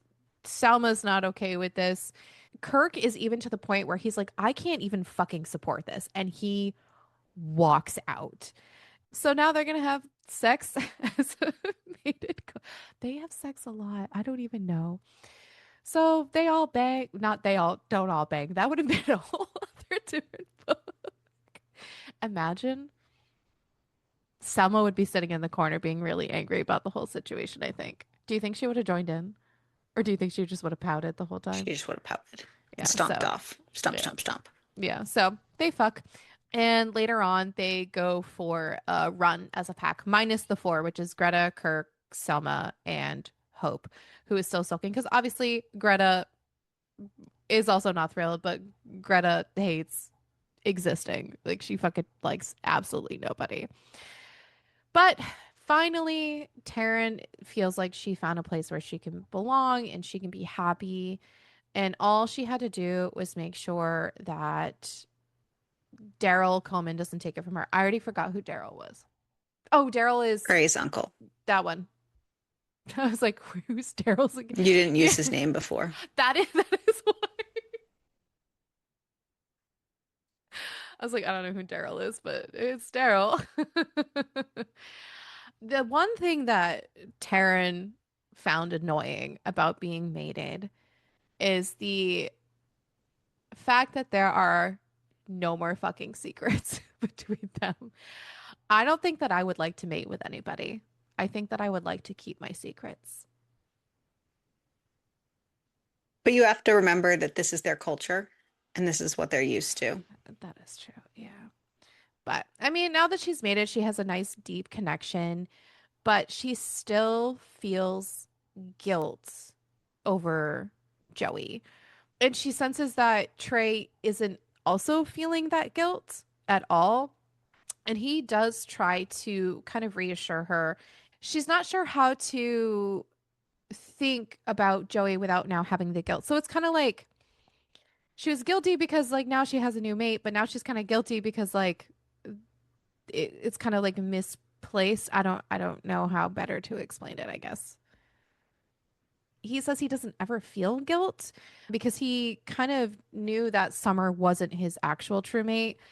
Anyways, they're not imprinted. They're true mates. Whoo, what the fuck? He doesn't feel guilty. She only feels guilty because she's not upset about it. So, anyways, then they fuck again because they keep. Honestly, it works. It's fine. So then she ends up getting dressed and going down to the kitchen and meeting with Grace. Them, yeah, them agreeing to have each other and keep each other in their lives unlocked that ability to cement that the bond to open up. Gotcha. Okay. So she kind of has like a conversation with Grace, and Grace is like, "Oh, I guess you're true mates after all." But Taryn also kind of just for some reason still feels that she knew that she would come to care for him, but she never expected him to feel the same. Like she didn't expect anything like this at all. But then it also hits her that like because Grace says like he doesn't know what true love is, and now she's kind of feeling a little hurt that he doesn't care about her The as same way much as she she does. does Yeah. for him. Which honestly, like with the way that he was raised and the people that he was around, there really wasn't any room to know really Well, what love he is. just, right, he just doesn't know what he's feeling and whatnot. And they made him feel like he didn't have feelings because of the whole baby thing and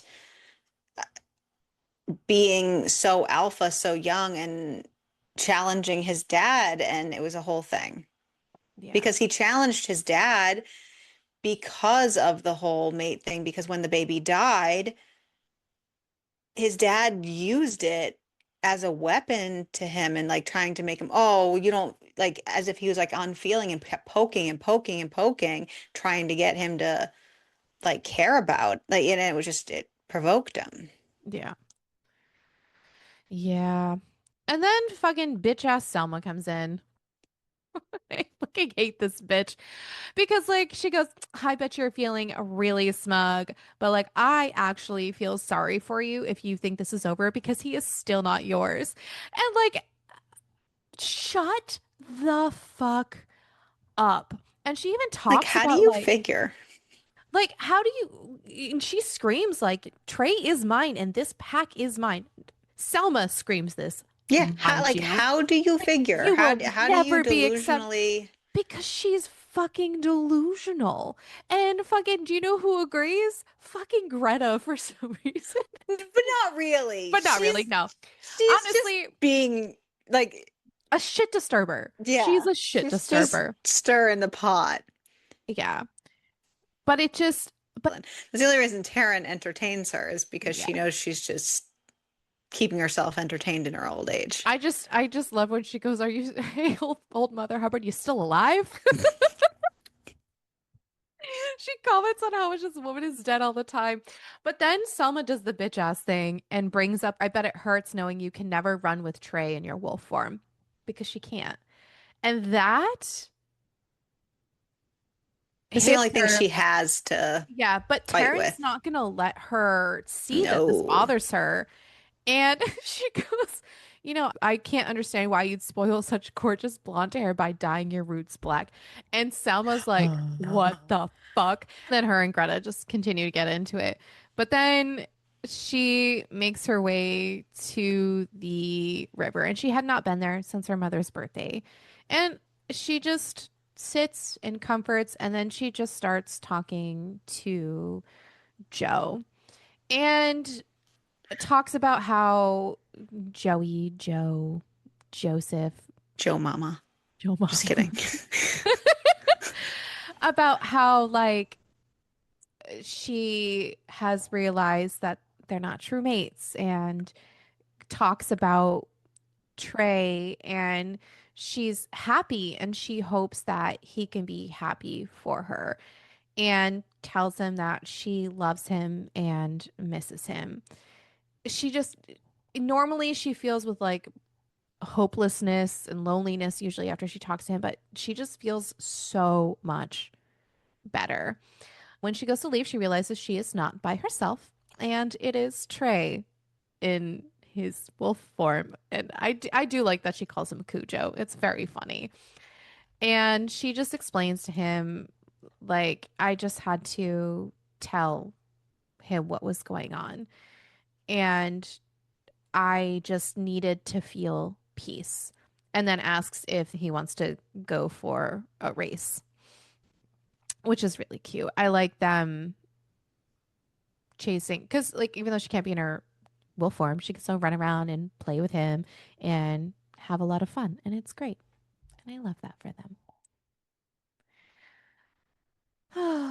So they're out. He gets a text message from security. He goes running back, and then she just is like, "Oh, blah blah blah," and then she goes to go walk, So but then all of they're a sudden, someone hanging out grabs her, in the woods. boom, and then he yanks her ankles, and she smacks her head off the ground. Trey's not there, but then Trey can sense something through the mate bond, and he comes back, and he gets to her right before her body turns limp, and no one has any idea what the actual fuck happened. And she even says, "Well, someone pulled me down." And they're like, "No, like there's no one around here. Why would somebody do that?" And Dante points out that you can see where the skin is peeling on her, that Well, she and Trey literally just got doesn't want to dragged, believe that that someone someone in in his his pack would pack. actually harm her. Yeah. And that's exactly what he says. He goes, "No one's trying to hurt you." And she goes, "Well, what about fucking LJ?" And he goes, "What?" And she goes, "Yeah, someone murdered my fucking bird." Then Ryan shows up and he's like, "What are you doing here?" Because he had gotten the text message that Ryan wanted to talk to him, and all of a sudden it is revealed. Woo, the text message was not actually sent by Brock, and that Ryan didn't want to speak to him because neither one of them had any idea what the hell he's talking about. So someone basically tried to pull Trey away from her to get to her because this person does not like her. And the stupid idiot Brock left his phone out and about. So someone literally took the text message because they even went through the phone and there were text messages on this phone. I don't know. Brock is Kirk's dad, and he hasn't really been a fan of her being there. Just saying. I know because I know, but I know like the at whole this time I was like, moment, yeah, at that moment I yeah, still was like not. no, yeah, it was just, yeah, so that sucks. So even though everyone is not super thrilled with the new circumstances, most of them are, and they are celebrating their new alpha pair. And Taryn learns that it is almost Trey's birthday. And she decides to She's go gonna go out shopping, and he does not want shopping for anything to do with him.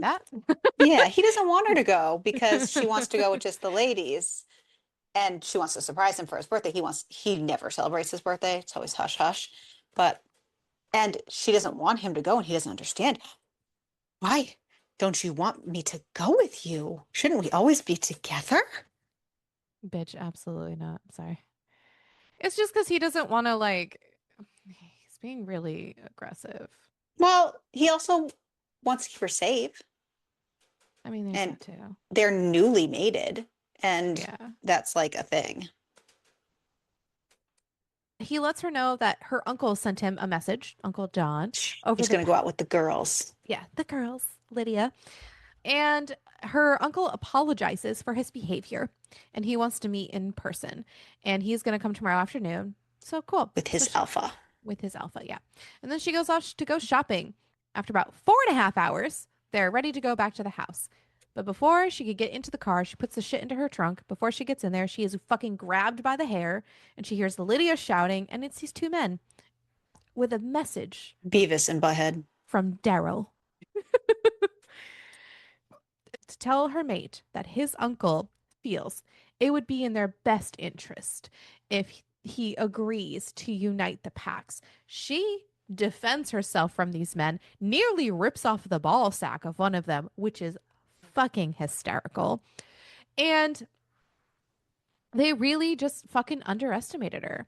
Towards the end of it, she learns that the reason they knew where she was is because there is an informant. Within the pack. Dun dun Oh my dun. God. It's not as if we didn't kind of know that. Kind of. Well, not the Yeah. informant part. We knew someone didn't like her. But Chaka. now someone is giving information over there. So they are going to head back to the house, but Lydia calls Trey, and Trey's like on the way. No, Lydia calls her mate. Oh, her mate and Trey, yeah. And Trey is around. Around. So they're gonna meet actually in the middle, apparently, because they fucking leave because he's like, I'll meet you there. And she goes, She's no, like, we're I'm just gonna already come gonna home. go. Yeah. And they're like, nope. So they meet halfway. And we're halfway there. Is that what you're singing? So they finally appear and they meet. And they explain that all of this is because of fucking Daryl and that someone from their pack told Daryl where she would be. But she says that like Trey's not allowed to go after him because like that is what Daryl wants because Daryl wants him to break this whole agreement early. And there's literally only fucking 7 days left because obviously Daryl doesn't think he's going to win in this war if they have to battle. Actually, he probably thinks he can. He just wants him. He's just a control freak. So Taryn makes it well known this is what's gonna happen. You know, we're gonna calm down. We're gonna go back home, and you are not gonna give me any more shit. Like, chill, relax.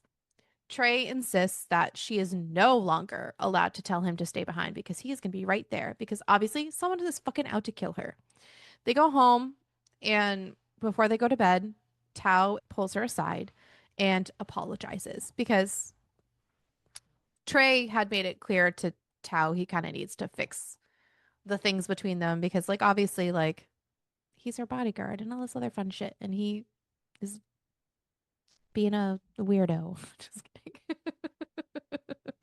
He apologizes, and she goes, "That's okay," and she forgives him, and they're cool with being friends. And now they need to figure out who the fucking informant is, and they need to like gather all the people and be like, who hates you? Well, there are four people that don't like her. But like we kind of don't think that Hope is gonna do it because it would be like Selma would like have to actually do things. And I feel like Selma's just more talk than action at this point. So like it comes down to I guess they say three people, Selma, Kirk, And and Hope. now that, well, They say only three. well, they talk about Brock, they talk about Kirk, they talk about Selma. They kind of, right, take away Selma. And they've kind of taken away Kirk a little bit too, because he's gotten a lot better since they actually became actual mates, because he wasn't a When fan of two the became one. entire, well, he wasn't a fan of the entire plan prior, but now that he realized that they are fated mates, he's actually turned around and actually been a lot better about the entire situation. Yeah. We haven't talked about that, but that has Yeah. changed.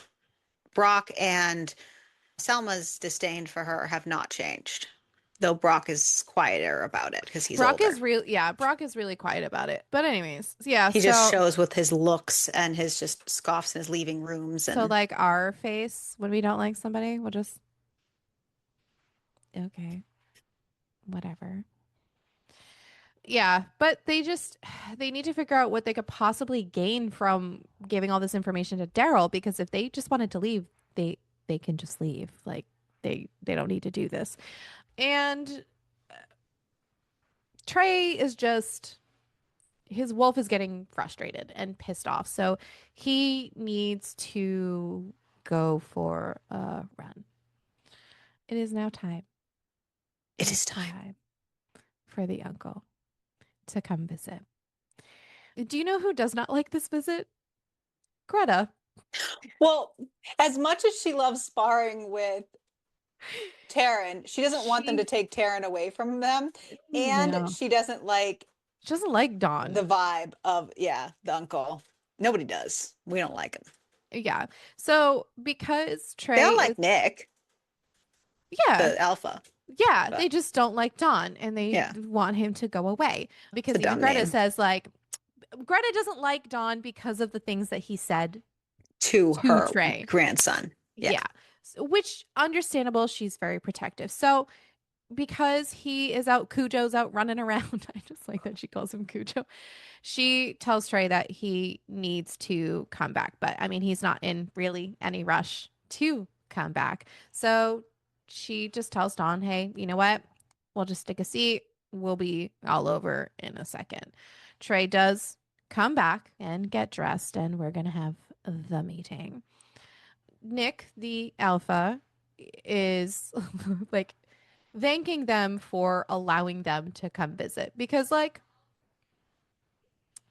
he knows he's already met Dawn, and like this is a tricky ass situation. Dawn does say that he realizes he was very rude at the mating ceremony, and he did make a lot of judgments. And Taryn said, "Listen, please stop making fucking excuses. Like you were kind of a fucking asshole." He still tries to defend, and Trey does kind of step in and be like, "Look, you weren't super wrong. I'm really not that good of a person." But Nick wants to make sure that despite everything that they kind of enjoyed the mating ceremony and kind of asked if they were going to have their own mating ceremony as well, because obviously Taryn and Trey have not had one yet. And Trey makes it very clear that if Taryn wants one, they'll have one. If she doesn't, they won't.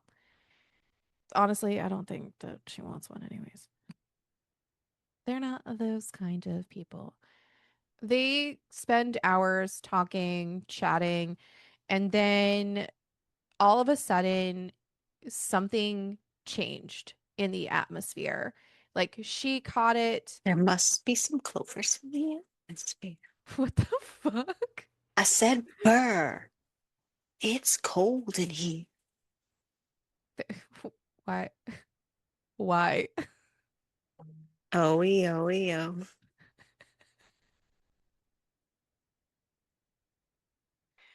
Bitch, I can't with you. Anyways. But so even Trey catches it and he gets a phone call because he was speaking to Kirk, who's the guard on duty. Weird. And tells her to stay there. And Taryn's like, why? Like, why do I have to stay here? And he says, just stay here. And she can hear it in his tone that this situation is not about Something's to up. Yeah. be good. So, guess what? It's not. There are wolves from his old pack showing up At the gates. at the gates. They're there because of the whole dispute between packs, Gotcha. and time is dwindling down, and they feel like the information that they're getting from their own alpha hasn't been completely True. forthcoming necessarily. They haven't been getting the full picture. And now two of their pack members came back completely beat up.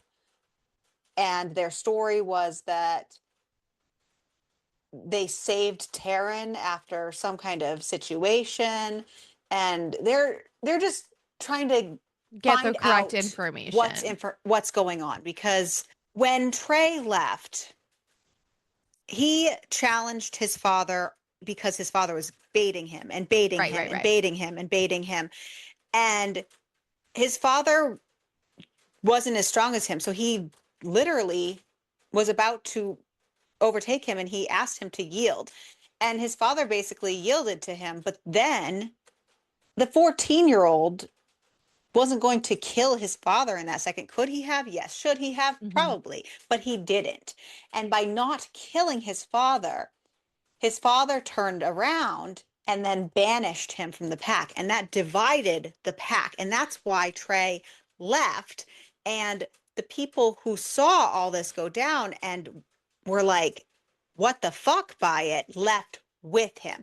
But there were still so many pack members that were still there that Don't didn't know the stand full up. story. Well, Yeah. that either weren't there to witness it or didn't stand up to the dad at the time and have felt guilt, or have family members that have been split by this and have a sense of torment over the whole situation. And so these people are trying to figure out, I think, like, maybe is it It's Dante's brother that's part um of I it, think so. or Trick's dad, I think Tricks? it is. Yeah, there's different family members that are there. And and then Summer's mom. and Right, and Summer's mom. And So these people are just like, they heard the story about how, you know, the the people they spun. And he's like, yeah, no, that's not what and happened, Trick's mom is there too. Yeah, so they're because they're asking him Ta- his Taryn side. kicked Yeah. those people's ass because they tried to hurt her Yeah. on orders from your alpha, kind of thing. Yeah. So they're trying to figure out why, like they're asking questions like why did you Mhm. almost kill him? And even Trick's mom is like, you owe us an explanation. And Taryn's like, no, the fuck he does Well, not right, because owe they you. never figured it out from even Right. then, right? Yeah. So after all of this, Martin, I don't remember who he is in the whole thing, but his name is Martin, says that he will go to the council and tell them what he overheard Daryl saying. But Trey doesn't want that to happen. I And think it then, was one of the Enforcers brothers. That's why I was, or maybe Dante's brother or something. oh, Yeah. gotcha. Okay. So there, because he's just trying to be really protective over also fucking Taryn's welfare at this point. Well, And and he doesn't want to allow Daryl to bait them. He wants it to naturally wait out yeah, the 12 weeks and be able to kick his ass, kind of thing. right, instead of like making it force happen. Yeah. So then Summer's mom actually, holy shitballs. Ugh. Summer's mom confronts him, and she's actually really fucking pissed about this because, like, at first, she does eventually concede that she's glad that he's happy, but she was still so insistent that Summer was his true mate. And like I think she's just so fucking delusional at this point, and she needed something else to just grip onto, to just hold on for something. And Mm. but I mean, he even says he's like, I didn't deserve your daughter, and I lost control in a moment of despair. Like, I'm sad she's dead, and I felt guilty and angry, but like, we're not mates. And she apparently can't accept any of this. Ugh. And he goes, no, like literally, Taryn is my true mate. And then even says, like, she takes care of me. She cares for me. And then so she does eventually concede to the fact that, like, okay, I guess I'm fine with you being happy. But like, I didn't like, It was very like, So, I'm gonna believe what I know is true, and you just be in your la la land. yeah, so, but, you know, Dante says, like, you know what? Don's going to want to know everything that went on. He's really, really not going to be happy that his niece was attacked. And everything just kind of wraps up with that, which I still fucking hate Summer's mom. But So, this has them even more ready for the battle yeah. to come and be over with. Yep. Then we get to actually his birthday. And he's not really thrilled about the fact that he has all these gifts because she just like, everyone just like said, fuck you, and just got him gifts. He Right? Yeah. basically like got him sexy times for his birthday and a really sexy lingerie. They went to An go on like amusement roller park. coasters and everything like that. And like, it was really, really sweet, which was good. And she basically even told him like, I will be your sex toy for the night. And that is that. Then she wakes up. She feels a little different. Guess what? Bitch is pregnant. Which shouldn't be possible because she is on this like wolf birth control shit, but Yeah. it must have been this like fated mate, like ridiculous shit. I don't know. Yeah. Oh, Yeah. absolutely. So She's now, at first she's like freaking out, but but obviously he can sense it because he can mhm. smell the difference. And guess what? Everybody fucking else can smell it. Oh, and I'm so happy for Grace and stuff. So in this shifter world, nobody within the pack, even if they're mated, can procreate until the alpha mate pair does. So like all these other mated pairs within the pack, like Lydia and Grace and whatnot, they have not been able to have their own babies. So now they can. Yeah. Which is so good. So it's nice to have some actual good news through all of the shit fest that is happening. Even Greta is like kind of happy about it because now Well, she that can. is her great grandchild, I don't you know? know. You know who's not happy about it? Selma. Selma. Because why the fuck would she be happy about it? It's getting to the point too that like Selma's so mad that she's even threatening to like leave and go Bye. start her own pack with Bye. Hope. And Hope's kind of like, don't drag me in this. right? What the actual fuck? And Hope's starting to try to distance herself because she's like, I don't want to Yeah. get wrapped She's up like, in I don't this. want to get wrapped up in this. But now, because of this whole pregnancy thing, guess what? Trey wants her to stay there when they go meet up with Lance for the challenge. And she goes, absolutely fucking no. Like, Yeah. absolutely not. And he goes, but it's different. Like, you're having our baby now. And she goes, ah, what the And fuck? normally they have to present as a united alpha pair, but the pregnancy does make a huge Yeah. difference. And she can't exactly put her kid at risk for her own ego. Yeah. So she's really like, I am literally going to this meeting and he brings fucking Grace into this and she goes, don't you fucking bring Grace into this. I am going. And he goes, I will lock you in the room. She goes, I know where the fucking cheese grater is. So she's like really insisting. So guess what? She goes because the dad does congratulate them on everything. And agrees to be a An ally for ally, with the everything meeting and the everything, challenge because the the challenge. the challenge is going to take place the next day and he already knows that he's not going to keep it between the two alphas at all because And Nick, the other alpha, also put his support in, yes, and they've been kind of canvassing the other alpha who took over for the douche canoe from the beginning. yeah. Said he would. They've been gathering online. They've been making some moves. Yeah, so it's just they're making moves, and he's also making silent moves. So, like, we learn later on that, like, Hmm. there was way more that he got support Well, from that he didn't yeah, let all he's his pack just know. letting his His his pack know the head bait, people and his beta know what's up. but And also, like, in case the trader finds out the information, they exactly. don't want them to know. They're making all the money moves, and he's also being a little too gentle with her, and she's not fucking happy about this at all. And then he gets the call that they are there to have this Throw giant down. 12 weeks throw is up. down, this hoedown, throwdown guys. And he tries to Side to make side. Taryn promise that no matter what she feels during that link, she needs to stay there. And She she's like, needs to this is protect the baby. not fucking fair. And like, it's understandable. And And he puts the old guy in charge, Brock, in charge of the ladies. yep, He he does. volunteers. Oh wow, weird. Sorry. And then we're gonna get into And the alpha rest of them fights, go. and they fucking go at And it. Daryl is shocked because all of a sudden they have supporters coming in. So many fucking supporters. And back at the fucking house, ladies are, worrying. Grace hands her something to drink, and she's drinking these nasty ass, fucking weird ass concoctions that Grace is trying to make her their health food. And Vitamins for the baby. there, yes, and she's just nauseous. Selma's up in her room, and they're kind of trying to figure out how long this battle is going to go on. But then all of a sudden, Taryn starts like getting a haze, and it's not great. No, And she's gonna go lay down. she's gonna go lay Brock's gonna down. walk her there. Yes.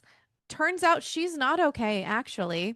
Nope. She had shit put into her drink. Turns out Brock's the informant.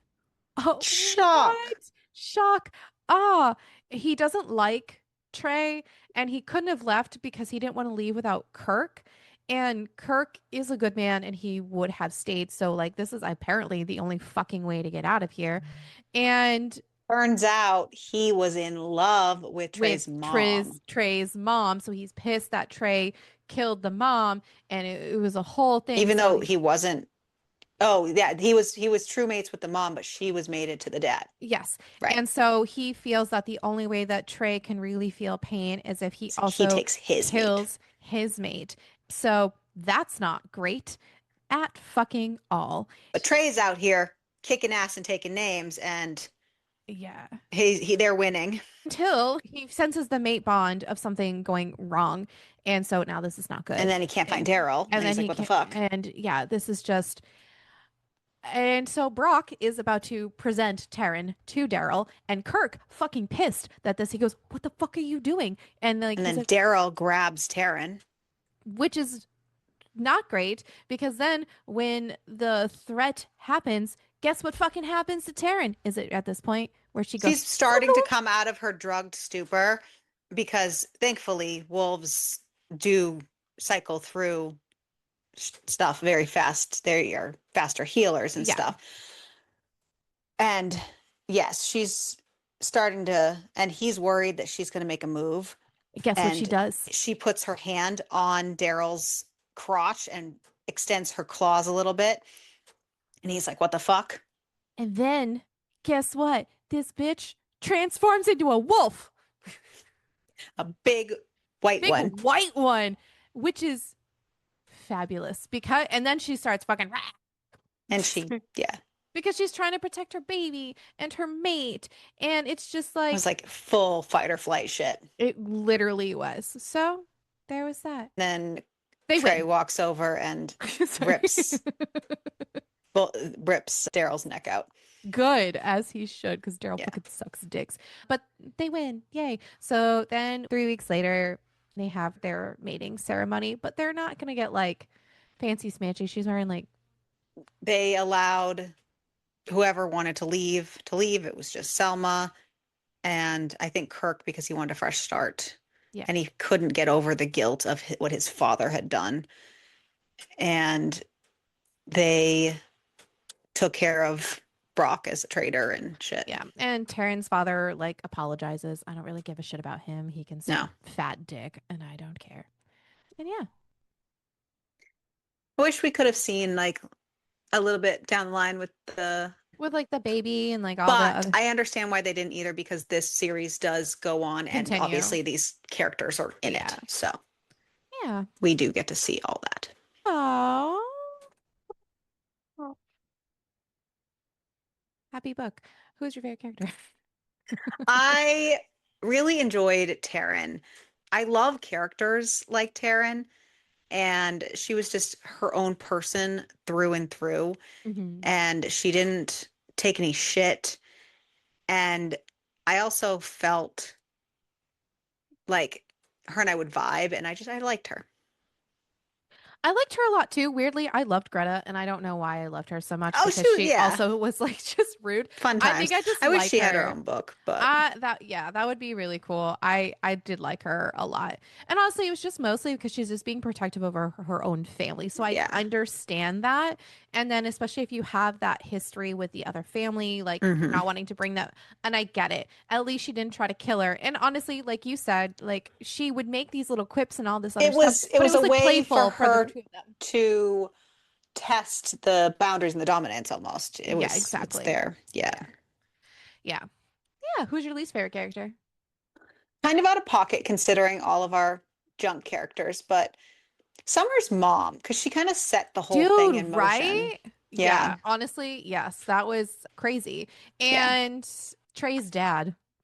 Oh, well, I mean, there so many, so many. Well, there was a Yeah. lot. There was a lot. But yeah, But those two really set a lot of shit off, so understandable. her Cool. dad, just, yeah, Yeah, just everybody, all the shit. dads. The fucking dude from the beginning, Yep. fucking Kirk's so dad. many people, so many people. That's what I meant. So just if I had to He pick one for right murdered now. a bird.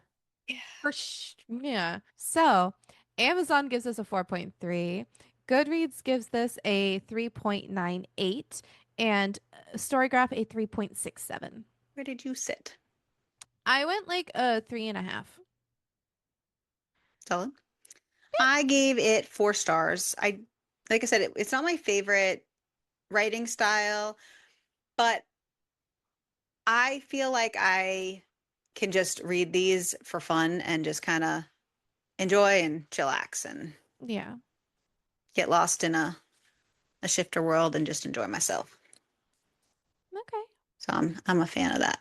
The writing style is what threw me off a lot. I had a hard time. But I mean, it is what it is. I just, I don't know. I don't know if it was just because of the I mental like the headspace main I've been in. characters. I did like, yeah, the main characters are fine. Like, so this is like definitely a book that It's we've hard hit. sometimes to like both main characters in a shifter book for me sometimes. So that's why Mhm. for me, I'm like, yeah, I'm here. I mean, it's been hard to like any main character in any book we've been reading Also lately. true. So, Also true. but yeah, I mean, it's fine. It like, I don't know, vibes. Oh, Peppers. peppers. I mean, they banged a lot. A lot.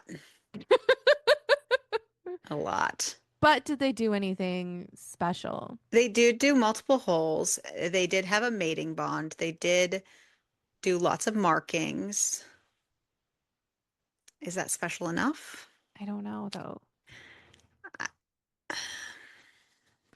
No, I don't think so because we I'm have going to given say a other Serrano then. harsher Yeah, I'm going to say a criticisms. Serrano then because it didn't do the up a level extra. Yeah, I would survive. Absolutely no problem. I would too. Yep. I probably would have killed multiple people, Selma especially. Fuck So that bitch. I have continued on. The rest of them are pretty decent. If you do not have to timeline them, would you read the next one? Or probably not because of the way it's written. I don't know. The way it's written is really difficult for Yeah. me, and But I didn't know if because you didn't have to timeline it, if it wouldn't matter. I also think that I need to be in a better mental headspace to read some longer books right now. Give Yeah. me like a really short one and maybe like it's just there's a lot going on up here. So, maybe we'll see. Anyways, yeah, Anyways, yeah. that was That was our shifter our September. September. Yeah. Yeah. Next month we're doing spooky themes. Cocktober, Yes. hopefully. Fingers crossed. You never know with us, apparently. Well, with one of the book names, we know something has to deal with it. So be prepared, guys. Be Be prepared. prepared and Anyways, make sure to keep reading. Yes, ma'am. and keep it smutty. Yeah. We're done and mentally ill. And good night. And good night. Goodbye. She was a latent. Just so you know, this is late aunt. That's why I had a confused face. Dude, I'm losing my shit. Don't even worry about it. Smile. Good You're Lord. on candid camera. You should remind yourself that. First of all, I was smiling, and second of all, you're not a creepy white dude, so don't act like it. Podcast over. Don't tell people to smile. I just insulted me. They really, I don't know why this says they really need to sell this whole. So. They really need to sell the whole thing is probably where you were going with that. No, it is. I just like that it says this whole. HOLE, mind you, the actual whole. Yeah. Moment was going to be pivotal. Pivotal? Nope. Pivotal. Grace's mate's name is Rhett. It just dawned on me. That's why I couldn't find Brett in the thing. Don't ask me how that just... Bitch. Why does it say drops the bottom of it being her bodyguard? I don't know. They're totally devoted to each other. Devoted? Devoted. Yeah. I don't know what's it devout. What did I spend $9.99 on? Oh, sorry. I got alert. My phone went off. It's that, like, Apple bill. So, like, whatever the fuck was in there. And here's where my notes get convoluted because then because I was so done after 330 pages that I just winged it at the end.